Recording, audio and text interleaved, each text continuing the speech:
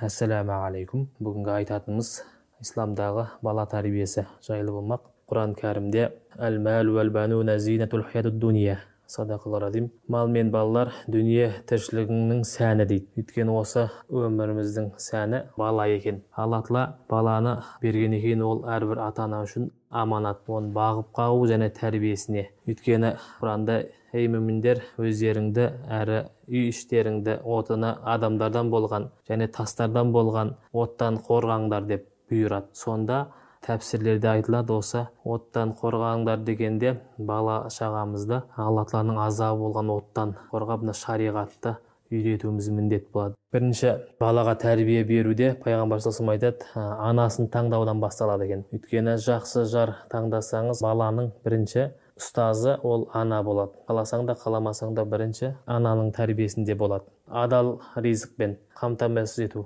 жақсы есім беру екен. Қияметте пайғамбар саллаллаху алейхи вассалам айтады, әкесінің атын атап тұрып сондай шақырылады дейді, өз есімімен. Осы өмірде сол ат қоюдың да маңыздылығы бар. Сондай ұлы ғибадат намаздың үстінде тұрғанда да пайғамбарымыз сәждеге жатқанда Хасан Хусейн екі немересі бар еді. Сол басына шығып алатын.